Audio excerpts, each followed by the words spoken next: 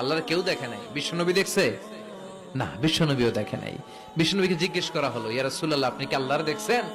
বিশ্বনবী বললেন, নূরুন আন্না আরাহু, উনি তো নূর, দেখবো কেমনে? নবীর মেরাজ কি স্বপ্নে না বাস্তব? নবী মেরাজে কি আল্লাহকে দেখছেনি? স্বপ্নে না চর্ম চক্ষু মুবারকে? এতে কোনো সন্দেহ আছে? বাস, এটাই হলো আকীদা। এটাই কি আমি যে আসছি আমার দেখছেন না আপনারা? এখন চলে যাওয়ার পরে যে কেউ যদি বলে যে তাহির হুজুর আসে নাই, সত্য বললো না মিথ্যা বললো? তো এই জন্য এইরকম মিথ্যা যারা বলে, আল কিযবু উম্মুজ যুনুব, মিথ্যা হলো সকল পাপের মূল। as-sidqu yumji wal kizbu yuhlik, সত্য মুক্তি দেয়, মিথ্যা ধ্বংস করে। মনে রাখবেন, সত্যের নৌকা 7 বার ডুবাই দিল, 7 বার বাইসা উঠে, অসত্যের নৌকা একবার ডুবলে আর ভাসে না।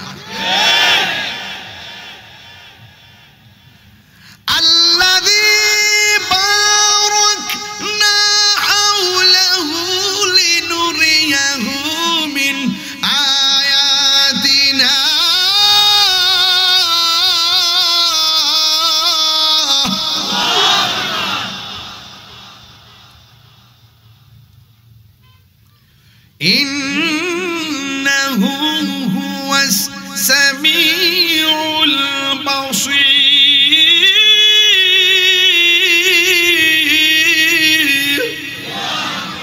ঘোষণাকার, আর জোরে ঘোষণাকার। আল্লাহ বলেন, আল্লাহ হলেন তিনি যিনি বারাকনা ঘুরিয়েছেন, প্রদক্ষিণ করিয়েছেন, হাউলাহু আল্লাহর চতুর্পাশে, লিনুরিয়াহু নবীকে দেখাইবার জন্য, মিন আয়াতিনা আল্লাহ যত নিদর্শনগুলো রয়েছেন, এই জন্য আমার নবীকে মেরাজের মধ্যে রজবের চাঁদে নিয়েছেন কে? সিদরাতুল মুনতাহায় যাওয়ার পরে জিবরাইল আলাইহিস সালাম বলে, নবী গো, নবী গো, আমি আর যাইতে পারবো না। আমি যদি যাররা পরিমাণ সামনে যাই, আমার 600 ডানা জ্বললা কইরা সরকার হয়ে যাবে, আমি সহ্য করতে পারবো না। এবার জিবরাইল আলাইহিস সালামকে আমার নবী বলেন, ইয়া জিবরাইল হাল্লাকা মিন হাজাতিন ইলা রাব্বিকা, ও জিবরাইল তুমি যদি যেতে না পারো, আমি আল্লাহর দিদারে যাইতেছি, তোমার কিছু চাওয়ার আসেনি বলো। এখন আপনাদের কাছে প্রশ্ন হলো, আমাকে আগায় আনার জন্য পুলাপন গেছে মুরিয়াউকের ব্রিজে নাকি ফান্দাউকের ব্রিজে? না, মোরাকরির ব্রিজে।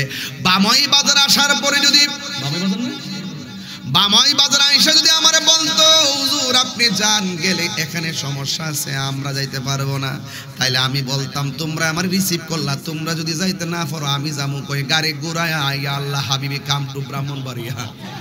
কথা কোন ঠিক না? আমি কি আইতাম? আমি কি আসতাম? আমি কিন্তু এখানে আসতাম না। এখন জিবরাইল আলাইহিস সালাম মেরাজের চাঁদে ঘরের মধ্যে আয়েশা কয়, ইয়া রাসূলুল্লাহ, আল্লাহ পাঠাইছে জান্নাতের ড্রেস দিয়া আপনাকে মহান রবের দিদারে নেওয়ার জন্য। জিবরাইল আলাইহিস সালামের কথা শুনে রাসূল জামা মুবারক পরলেন, পয়রা রওনা দিলেন। মাঝখানে যাইয়া কই, ইয়া রাসূলুল্লাহ, আমার পক্ষে যাওয়া সম্ভব না, আপনি যান, আমি গেলে আমার খবর আছে।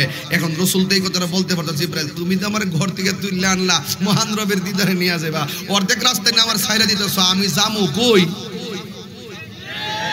কিন্তু রাসূল বলতেন, ঠিক আছে জিবরাইল, ইয়া জিবরাইল হাল্লাকা মিন হাজাতিন ইলা রাব্বিকা, তুমি যদি যেতে না পারো তো আমি যাইতেছি, তো তুমি বলো তোমার জন্য মহান রবের কাছ থেকে কিছু আনতে হবে কি না। এর দ্বারা রাসূল বুঝাইয়ে দিলেন, জিবরাইল যেখানে তুমি শেষ, সেখানে আমি নবী শুরু। আল্লাহু আকবার।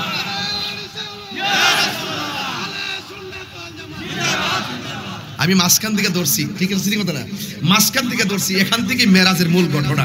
আর আমার দেশের অনেক মানুষ আছে সিদরাতুল মুনতাহা যাওয়ার পরে আবার ফিরা দুনিয়াতে আয়া ফিরে আয়া কয়, নবীজি নামাজ টামাজ নিয়ে আইছে, নামাজ টামাজ পড়লেন, কি রে কথা জানেননি? এর উপরে গেলেই নবীজি নূরের তৈরি, এটা মাইন্না ওয়াশটা করতে হইবে। এটা হাকিকত। মেরাজ মানে হলো প্রেমের খেলা, মেরাজ মানে হলো আই লাভ ইউর কারবার, মেরাজ মানে হলো গোপন ঘর, মেরাজ মানে হলো এটা প্রেমের ঠিকানা। কথা কোন ঠিক কিনা? আপনার মধ্যে কষ্ট হইতেছে? আমার লাইনটা ঠিক আছে রে বাজান? কারণ মেরাজের চাঁদে আইসা যদি মেরাজের কিছু কথা না বলি, হক আদায় হবে না। কথা কোন ঠিক কিনা? এখন নবী যদি আমার কইতো, তাহিরি আমি তো আল্লাহর দরবারে যাইতেছি, তোমার কিছু লাগবো নি, আমি কইলাম যে ইয়া রাসূলুল্লাহ আমি কিচ্ছু চাই না, শুধু ওই জান্নাতটা চাই যে জান্নাতে আপনি থাকবেন। যদি আপনি আমি যে জান্নাতে থাকবো এখানে যদি আপনি না থাকেন ওই জান্নাত আমার দরকার নাই, আপনি যেখানে থাকবেন এখানে আমি থাকবো। যদি আপনি জান্নাতে না থাকেন আমি জান্নাতে যাব না। এইভাবে রাসূলরা আমরা অ্যাপ্লিকেশন করতাম। কিন্তু জিবরাইল বলতেছেন ইয়া রাসূলুল্লাহ সালিল্লাহা আন আবসুতা জানাহিয়া আলা সিরাতিল উম্মাতিকা। ইয়া রাসূলুল্লাহ আপনি আল্লাহর দিদারে যান, আপনি শুধু আল্লাহকে বলবেন হাসরের মাঠে জাহান্নামের উপরে যে পুল সিরাতটা কায়েম হবে ওই পুল সিরাতটা চুলের চাইতে চিকন হবে, আমার 600 ডানা পুল সিরাতের উপরে বিছাইতে পারমু কিনা শুধু পারমিশনের অনুমতিটা নিয়ে আসবেন। জিজ্ঞেস করেন জিবরাইল তুমি অন্য কিছু না চেয়ে কেন তোমার পাখাগুলো বিছানোর জন্য অ্যাপ্লিকেশন করলা? একটা পাখা কত বড় জানেন? একটা পাখা হলো জিবরাইলের একটা পাখা যদি দুনিয়াতে বিছাই দেয় সারা পৃথিবী বিছানা হয়ে যাবে। এমন কয় শত ডানা ভাই? আরো জোরে কয় শত? 600 ডানা। এবার রাসূল বলেন জিবরাইল তুমি কিছু না চেয়ে কেন চাইলা তোমার ডানাগুলো জান্নাত এই জাহান্নামের উপরে পুলসেতে বিছানোর জন্য? জিবরাইল সাল্লাম বলেন ইয়া রাসূলুল্লাহ আমি কোন নবীর কাছে গিয়েছি 100 বার, কাহার কাছে 60 বার, কাহার কাছে 200 বার। ইয়া রাসূলুল্লাহ আপনার কাছে আমার লেখা হলো 24,000 বার। কিন্তু আমি অনেক নবীর কাছে গিয়েছি, অন্যান্য নবীরা উম্মতের প্রতি যে কান্না এর চাইতে কোটি গুণ বেশি আপনি কেঁদেছেন। ইয়া রাসূলুল্লাহ আপনার চক্ষু মোবারকে আমি জিবরাইল যে পানি মোবারক দেখেছি এত পানি উম্মতের জন্য ঝরাইতে আদম নবীকে দেখি নাই, ঈসা নবীকে দেখি নাই, ইউসুফ নবীকে দেখি নাই, ইব্রাহিম নবীকে দেখি নাই, দাউদ নবীকে দেখি নাই, ইউনুস নবীকে দেখি নাই, জাকারিয়া পয়গাম্বরকে দেখি নাই। আপনি হাবিবুল্লাহ, আপনি হাবিবুল্লাহ, আপনি উম্মতের জন্য এত কান্না করেছেন, আপনার গায়ে পাথর মেরেছে, আপনার শরীরকে রক্তাক্ত করেছে, আপনার শরীর মুবারক থেকে রক্ত ঝরেছে, পাথরের মধ্যে হেলান দিয়ে বসে গিয়েছেন। আমি জিবরাইল আপনাকে বলেছি ইয়া রাসূলুল্লাহ একটা বার অনুমতি দেন এই উত্তর এই তায়েফের জমিনের বড় বড় পাথরগুলো দিয়ে কাফিরগুলোকে মাটির সঙ্গে মিশিয়ে দেই। আপনি বলছেন জিবরাইল না আমি তো রাহমাতুল লিল আলামিন, আমি তো বদদুয়া দিতে পারি না, আমি তো ধ্বংস কামনা করতে পারি না, এই পৃথিবীটা তো সাজাইছেন আল্লাহ আমাকে উসিলা করে। হ্যাঁ জিবরাইল তুমি আমাকে আজ যে প্রস্তাব করেছো এই প্রস্তাবে আমি এগ্রি নই। ইয়া রাসূলুল্লাহ পাথরের আঘাতে রক্তে লাল হয়ে গেছে, এরপর আপনি উম্মতের জন্য কেঁদেছেন, আপনি সিজদায় গিয়েছেন, কাফেররা আপনার পিঠ মুবারকের মধ্যে উটের নারী বুড়ি চাপিয়ে দিয়েছে, উহুদের জমিনে দন্ত মুবারক আপনাকে ভেঙেছে। ইয়া রাসূলুল্লাহ এরপর আপনার দন্ত মুবারক দিয়ে রক্ত মুবারক ঝরতেছে, সেখানেও আপনি উম্মতের জন্যই কেঁদেছেন। ইয়া রাসূলুল্লাহ আপনি উম্মতের জন্য কেঁদেছেন, ইয়া রাসূলুল্লাহ আপনি উম্মতের জন্য কেঁদেছেন। কথাই একটাই ইয়া রাসূলুল্লাহ আপনি উম্মতের জন্য যেই পানি জড়িয়েছেন অন্য কোন নবীকে এত পানি জড়াতে দেখি নাই। আমার একটা খায়েশ হলো, আমার একটা খায়েশ হলো, সুবহানাল্লাহ জবান খুলে বলেন না, আমার একটা খায়েশ হলো আপনার উম্মত যেদিন পুলসেদের গুড়ায় যাবে আমি জিবরাইল যদি পুলসেদের গুড়ায় যদি আমার পাখাটা বিছাইয়া দিতে পারি এই অনুমতিটা যদি পাই আকাশের বিস্তীর্ণ মতন আপনার উম্মতকে আমি জান্নাতে পৌঁছাবে।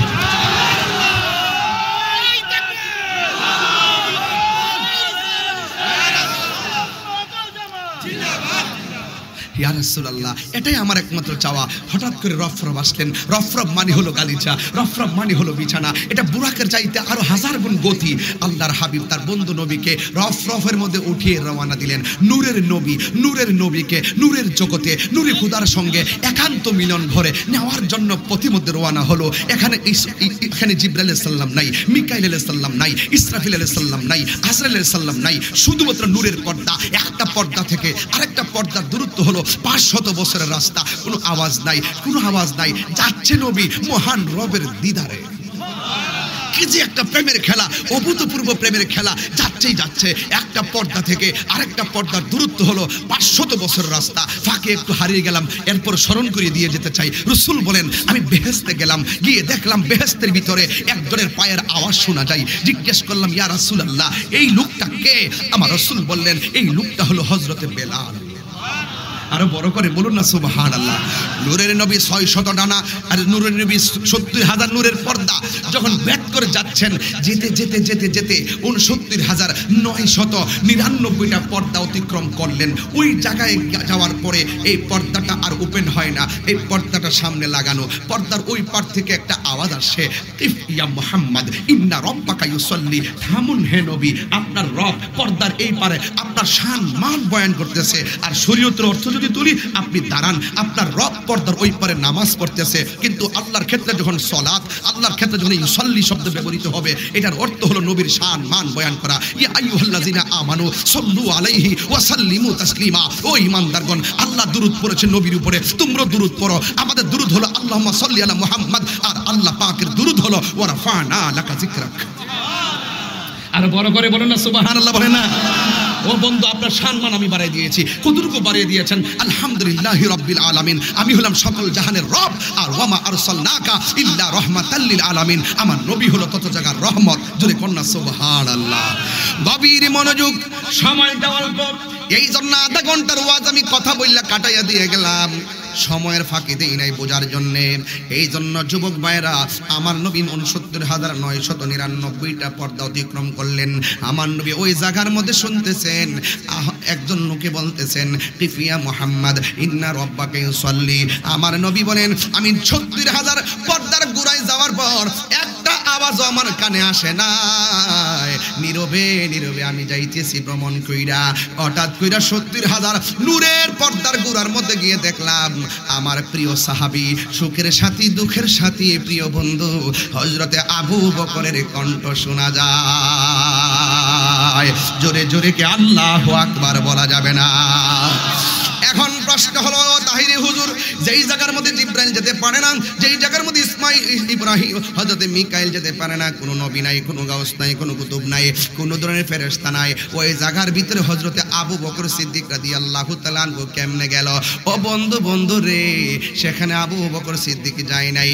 ওখানে আমার আল্লাহ নবীকে রিসিপশনের জন্য সৃষ্টির শুরু থেকে একজন ফেরেশতা বসায় রাখছে। একদিন আমার নবী এই রুট ম্যাপ দিয়া আমার দিদারে আসবে, তুই আমার বন্ধু নবীরে নীরব জায়গায় রিসিভ করবে। জোরে কোন সুবহানাল্লাহ। আল্লাহ রাব্বুল আলামিন ওই ফেরেশতার কণ্ঠটাকে আমার আল্লাহ আবু বকরের কণ্ঠ দিয়া নকল করাইছে।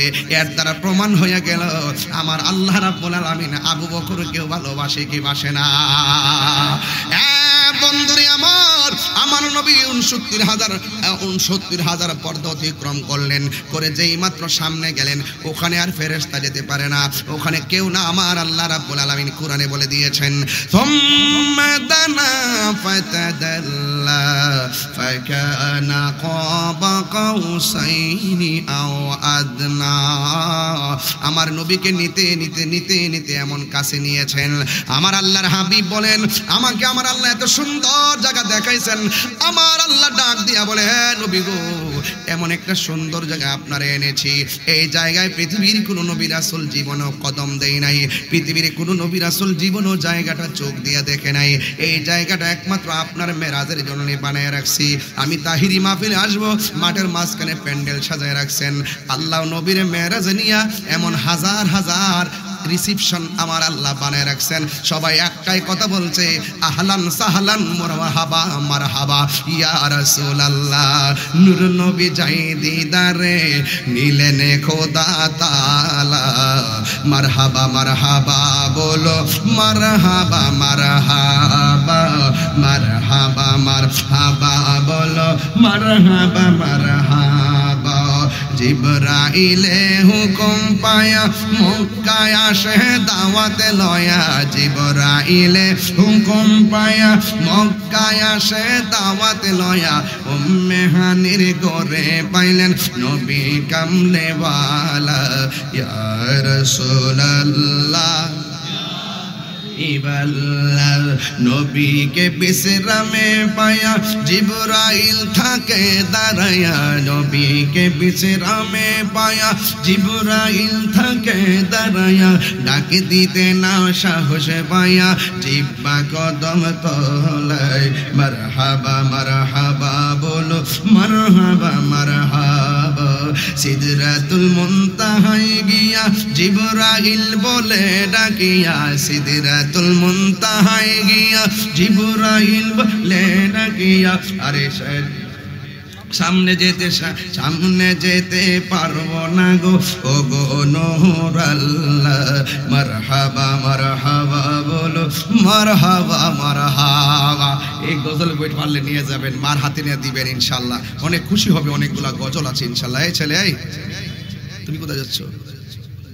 এই ছেলে শোনো, এদিকে তাকাও, কি চুলমুল রাখছো, কি আশ্চর্য। না থাকতে থাক, কষ্ট হচ্ছে আপনাদের, বুঝতে অসুবিধা হয়েছে। দেখেন না ওয়াজটা কোন জায়গা দিয়ে ঢুকাই। যারা বলে নবী আল্লাহরে দেখছে না, তাদের জবাব দেয়া যায়।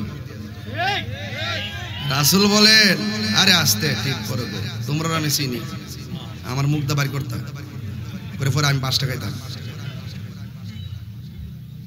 এই ছেলেরা, এই ছেলে বসো, তুমি বসো, বসো বসো, একবার ডাক্তার কে করেছিল, কি আশ্চর্য। সবাই বসলে কিন্তু বাতাসটা আসতো, আমি কিন্তু ঘেমে গেছি। সবাই আসলে কিন্তু বাতাসটা লাগতো। সবাই বসেন, সবাই বলেন আল্লাহু আকবার। আরেকটু সামনে যাব, আরেকটু সামনে যাব। আমার যুবক ভাইয়েরা, আমার মুরব্বী বাবারা, নবীজিকে এমন একটা জায়গায় নিছে গো, যেই জায়গার মধ্যে কোন নবী রাসূল জীবনে কোন নবী রাসূল এই জায়গা কোনোদিন দেখে। আমার নবী ওই জায়গার মধ্যে যাইয়া খুশি না বেজার, কিন্তু আমার নবী খুশি না রে। আমার নবী চোখের পানি মুবারক ফালায়া ফালায়া কান্না শুরু করলেন। আল্লাহ এবং নবীর সঙ্গে কথাবার্তা চলছে, কোনো সাক্ষী নাই, একমাত্র আল্লাহ এবং নবী, অন্য কাউকে রাখে নাই। জিব্রাইলকে রাখে নাই, কোন ফেরেশতা রাখে নাই। কয় হাজার কথা বলছে, আল্লাহ এবং নবী ভালো জানে কথা বলেন ঠিক কিনা। যুবক ভাইরা, আমার নবী আপনার নবীকে এত সুন্দর জায়গা দেখানোর পরে আমার নবী চোখের পানি মুবারক ফালায়া কান্না করে।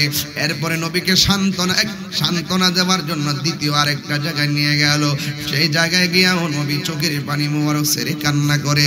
তৃতীয় আরেকটা জায়গায় নিয়ে গেল, এই জায়গায় নিয়েও নবীজি কান্না করে। বন্ধু, আল্লাহ ডাক দিয়ে বলে, বন্ধু বন্ধু বন্ধু,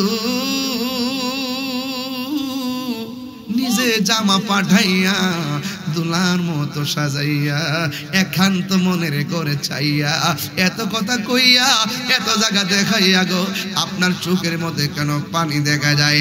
আমার নবী বলে, আল্লাহ এত সুন্দর জায়গা তুমি আমার দেখাইছ, আমার উম্মত তো এত সুন্দর জায়গা দেখে নাই। 1 2 3 4 5 6 7 8 এমন ভাবে নবীরে 17টা জায়গায় নিয়ে আমার নবী ঘুরাইলেন। 17টা জায়গায় যাইয়াই নবী উম্মতের জন্য কাঁদছেন। এবার আল্লাহ ডাক দিয়ে কে, বন্ধু আর কান্দাইতাম না, সুসংবাদ দিয়া দেই। ও বন্ধু বন্ধু রে, আপনি 17টা জায়গায় ঘুরেছেন, এই 17 জায়গায় পৃথিবীর লগ্নে কেউ ঘুরে নাই, কিয়ামত তখন জিন্দেগিতে ঘুরবে না। তবে আমি আপনারে কথা দিয়া যাই, যা আপনার উম্মতরে যায়া বলবেন, আমি আল্লাহ 5 ওয়াক্ত নামাজ দিলাম, এই নামাজটা যদি নিয়মিত তারা আদায় করে, 5 ওয়াক্ত নামাজের ভিতরে ফজরের নামাজ ফরজ হলো 2 রাকাত, যোহরের নামাজের ফরজ হলো 4 রাকাত, 2 আর 4 হলো 10, আসরের নামাজের ফরজ হলো 4 রাকাত, 2 আর 4 হলো 6, আসরের নামাজের ফরজ হলো 4 রাকাত, 6 আর 4 হলো 10, মাগরিবের নামাজের ফরজ হলো 3 রাকাত, 10 আর 3 হলো 13, ইশার নামাজের ফরজ হলো 4 রাকাত, 13 আর 4 হলো 17, নবীরে ঘুরাইছে ও 17, ফরজ ও বান্দা দিন 17। আল্লাহ বলে, বন্ধু রে, আপনার উম্মতরে যাইয়া বলবেন, এরা যদি 5 ওয়াক্ত নামাজ আদায় করে, এই ফরজের মালা যদি গলার মধ্যে লাগাইয়া লায়, আমি আল্লাহ কথা দিলাম, এই 17টা জায়গায় আপনার উম্মতকে স্মরণ করছেন, আমি আল্লাহ রাব্বুল আলামিন আপনার উম্মতকে এই 17টা জায়গায় ঘুরাইয়া ঘুরাইয়া হাতের মধ্যে জান্নাতের টিকিট দিয়া দিব। আর জোরে জোরে বলেন আল্লাহু আকবার। এই নামাজ আমরা চাই কি চাই না? আমার নবী যে আপনার নবী আল্লাহর কাছে এমন নিকটে গিয়েছেন, আমার আল্লাহ রাব্বুল আলামিনের কুদরতি হাত মুবারকটা আমার নবীর কাঁধ মুবারকের মধ্যে রাখলেন। সুরে সুবহানাল্লাহ বলবেন না? আমার আল্লাহকে বন্ধু আরো কাছে আসেন। দানা ফাতাদাল্লাহ ফাকানা কাবা কাউসাইনি আও আদনা। আসেন, গেলেন, আরো কাছে গেলেন, আরো কাছে গেলেন, এমন কাছাকাছি গেলেন ও দোস্ত বইলা আমার আল্লাহর নবীর কাঁধ মুবারকের মধ্যে হাত মুবারকটা রাখলেন। আল্লাহর চোখে কুদরতি চক্ষু মুবারকের বরাবর আমার নবীর চক্ষু মুবারক। আমার আল্লাহ নবীর দেখেছেন, নবী আমার আল্লাহকে দেখেছেন। আমার নবী বলে আমি এত কাছাকাছি গেলাম, আল্লাহর হাত মোবারকটা আমার পিঠের মধ্যে রাখছে, আমি একটু ঠান্ডা ঠান্ডা অনুভব করেছি। আর জোরে জোরে কন্যা আল্লাহু আকবার।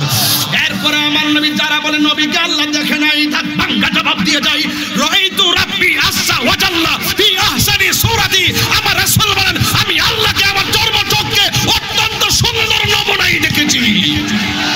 নারে তাকবীর, নারে রিসালাত, আহলে সুন্নাত ওয়াল জামাত, নবী ওয়ালির দুশমনেরা, মুফতি কাশফ তাইরি শাহেদ আমার কয় হুজুর নামাজের ওয়াজ করেন, নামাজ পড়লা কার উসিলায়, তারে না চিনলে নামাজ পড়লে লাভ হবে না। নামাজের ভিতরে আসসালামু আলাইকা আইয়ুহান নবী আছে না নাই? আছে না নাই?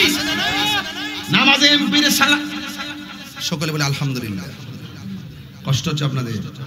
নবী মেরাজ থেকে কয় ওয়াক্ত নামাজ আনছে, এই নামাজ আমরা চাই কি চাই না? আরো বড় করে বলুন। নবী মেরাজে গিয়েছেন, জামা মুবারকটা কি সুপারমার্কেট থেকে কিনা ছিল? জামা মুবারকটা কে পাঠাইছে? নবী যাওয়ার সময় রুট ম্যাপ বানাইছে মুসা নবীর কবরের উপর দিক দিয়ে। কেন জানেন? মুসা নবীর তুর পাহাড় আল্লাহর বলছে আল্লাহ দেখা যাও, আল্লাহ বলছে লান তারানি, দেখতে পারবে না। তাহলে অন্য কোন নবীর বরাবর দিয়ে রুট ম্যাপটা না বানাইয়া মুসা নবীর রওজার উপর দিয়ে রুট ম্যাপ বানাইয়া আল্লাহ প্রমাণ করলেন মুসারে দেখ কালিমুল্লাহ কারে কয় আর হাবিবুল্লাহ কারে কয়। এই যুবক ভাইরা আমার, এই নবী মেরাজ থেকে আসার সময় মসজিদ আকসার মধ্যে নামাজ পড়ছেন, মুসলমানদের প্রথম কেবলা।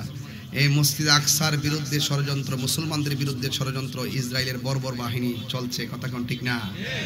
গাজায় জ্বালাইতে জ্বালাইতে আংরা করে দিচ্ছে। দেখেন আল্লাহর ধরা কত শক্ত হয়। আমেরিকা, লস অ্যাঞ্জেলস, ক্যালিফোর্নিয়া অগ্নিদনে দাবানলে জ্বলতে জ্বলতে বিশাল কোটি কোটি বিলিয়ন মিলিয়ন মাটির সঙ্গে মিশে গেছে। আল্লাহ ছাড় দেয় কিন্তু ছেড়ে দেয়। এরপর যারা দেয় ধর্মেরই হোক, যেহেতু একটা প্রাকৃতিক আগুন, আল্লাহ পাক সবাইকে দয়া করুক। আল্লাহ তো সব ধর্মের মানুষকে দয়া করছেন, করছেন না? করছেন। এরপর আমি বলবো জুলুম করা যাবে না, জুলুম করা যাবে। খবরদার, বাড়ির পাশে গরিব হলো তাকে জুলুম করবেন না। বাড়ির পাশে গরিব মানুষ হোক, তার নাকের ডগায় কুরবানির গোশতের গ্রান যাওয়ার আগে, রান্নার গ্রান যাওয়ার আগে তার ঘরে খাবার পৌঁছাই দিতে হবে, ঠিক না বেঠিক? এজন্য রাসূল গিয়ে কয় ওয়াক্ত নামাজ এনেছেন, আর যদি কয় ওয়াক্ত? রাসূল বলেন আমি যখন মেরাজে গেলাম, আমি দেখেছি মেরাজের মধ্যে, মেরাজে যাওয়ার সময় আল্লাহ আমাকে অনেক আযাব দেখাইছে। যেহেতু মহিলারা আসছে মাহফিলে, কিছু কথা মহিলারা কইয়া যায়, দরকার আসেনি? মার্কেটে যাইতাম পারি না, দরকার আসেনি? রাসূল বলেন আমাকে আল্লাহ মেরাজে নেওয়ার পরে আমি দেখছি সবচাইতে বেশি মহিলারা জাহান্নামে। আল্লাহর হাবিবকে প্রশ্ন করতেছে, ইয়া রাসূলুল্লাহ কোন কারণে মহিলারা জাহান্নামে বেশি? রাসূল বলছেন দুইটা কারণে মহিলারা জাহান্নামে বেশি। এক নম্বর, মহিলারা কিচ্ছু হইলে অভিশাপ দেয়।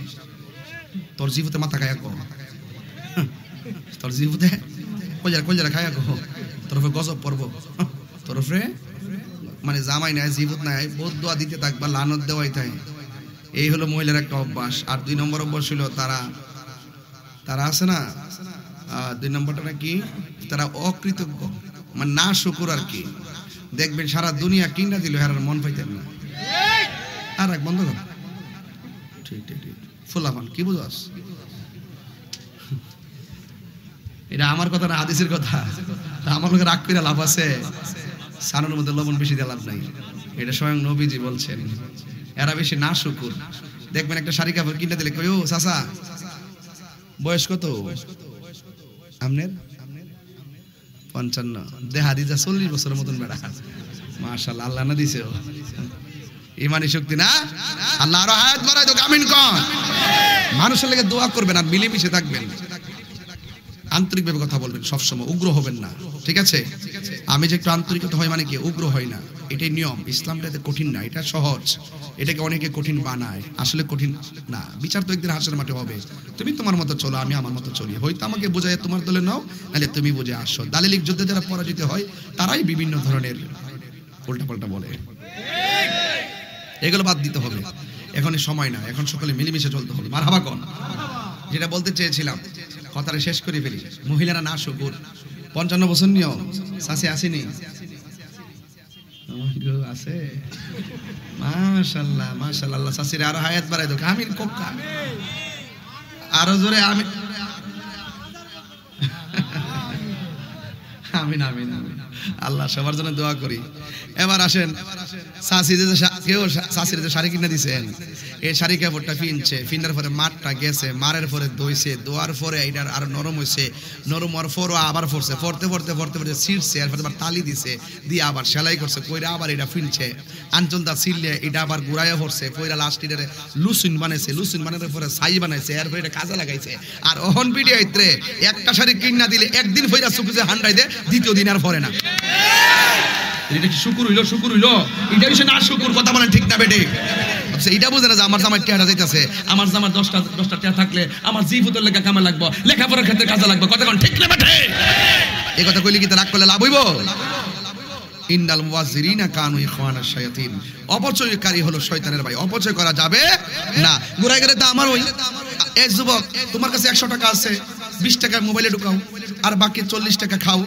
আর 40 টাকা তুমি জমা রেখে দাও লাভ তো তোমারই হবে নাকি আরেকবার দিয়ে দিবেন যেমন বিদেশ যারা যায় আমি গতকাল একটা টিপস দিছি বিদেশ যাওয়ার পরে বেতন যদি 60,000 টাকা পায় বাড়িতে পাঠিয়ে দিবে 30,000 10,000 টাকা সে আনুষঙ্গিক খরচ করবে আর 10,000 টাকা সে নিজে পার্সোনাল কাউরে কর দরকার নাই ব্যাংকে জমা রাখবে আমরা সব পাঠাই দিই না ফাড়াই দিলে বাড়িতে কিচ্ছু পাইতেন না আমরা বাড়ির যা খরচ লাগে দিয়া বাকি একটা না একটা অংশ আপনি সঞ্চয় রাখতে হবে কারণ আপনি যেদিন 5 বছর পরে দেশে আসবেন আপনি 1000 টাকা পাঠাইলেও ওই দিনটা ভাই মনে করে আমার ভাই আমার লাগে কিছু আনবে মা মনে করে আমার ছেলে আমার জন্য কিছু আনবে বউ মনে করে আমার জন্য আমার স্বামী কিছু নিয়ে আসবে এটার জন্য কিন্তু আশা থাকে আপনি যদি সঞ্চয়টা আগে থেকে করে না থাকেন আনবেন কিভাবে এরপরে আপনি চলবেন 3 মাস থাকবেন 3 মাস কি আপনি বাবার কাছে টাকা চেতে পারবেন বউর কাছে টাকা চেতে পারবেন যদি আপনি যদি সঞ্চয়টা আগে করে রাখেন তাহলে এই টাকাটা দিয়ে আপনি স্বাচ্ছন্দ্যভাবে চলতে পারবেন আবার বিমান ভাড়া দিয়ে আবার রুজি করতে পারবেন এটা যার যার চিন্তার যার যারই করতে হবে কথা ঠিক না এই কথা বললে কি অন্যায় হয়ে জায়গা এটা অন্যায় না এটা হলো অধিকার এটা কি আমারও বাঁচতে হবে পরিবারও বাঁচাইতে হবে ঠিক কিনা বলেন আর একটা কথা ফাও ধরে কইয়া দেয়া যায় বাবার এই বিদেশ যাওয়ার মন চাইলে আমার সাথে যোগাযোগ করিস আমি দালালি করি না কিন্তু একটা কথা কইয়া দিব যে বিদেশ যাওয়ার নাম লইলে কোনোদিন সুদের টেহা লাগাইয়া বিদেশ যায় না হেমাদা সুদ বাড়বো হেমাদা আপনি বিদেশে চাকরি পাইতেন না আকামা নাই মালিকে কইয়া নিছে ফ্রি কইয়া নিছে কোম্পানিতে নিয়ে দিছে ওই বিলের মধ্যে আপনার টাকা নাই পয়সা নাই লাস্টে সুদ বাড়তেছে বাড়িতে চাপ দিতেছে আপনার ডিপ্রেশন এসে গেছে গলার মধ্যে ফাঁসি দিয়ে আপনি মরে গেছে এটার নাম জিন্দেগি না দরকারে 3 ভাই থাকলে অটো চালাইবেন সিএনজি চালাবেন চালায়া একটা অংশ জমা করবেন করতে করতে করতে করতে 2 বছর অপেক্ষা করবেন কইরা ওই বংশের আর সংসারের টাকাটা দিয়ে এক বাইরে বিদেশ পাঠাবেন দেখবেন এটার মধ্যে বরকত হবে কারণ ঘাম কখনো প্রতারণা করে বাস এটা মাথায় রাখবেন রাসূল 5 ওয়াক্ত রাসূল বলছেন আমি যখন মেরাজে গেছি যাওয়ার সময় দেখছি সবচাইতে বেশি আযাব হলো হ্যাঁ আরেকটা কথা রেখে গেছি এবং সাহাবীরা বললেন ইয়া রাসূলুল্লাহ মহিলারা যে দেখলেন বেশি জাহান্নামী এখন মহিলারা বাঁচার উপায় কি রাসূল বললেন মহিলারা যেন বেশি বেশি দান সদকা করে কি করে দেখবেন মহিলারা বেশি দান দক্ষিণা করে না ভিক্ষা বিড়িটা ঘরের মধ্যে আইলে কই গো ওহন মাফ করো কালকায়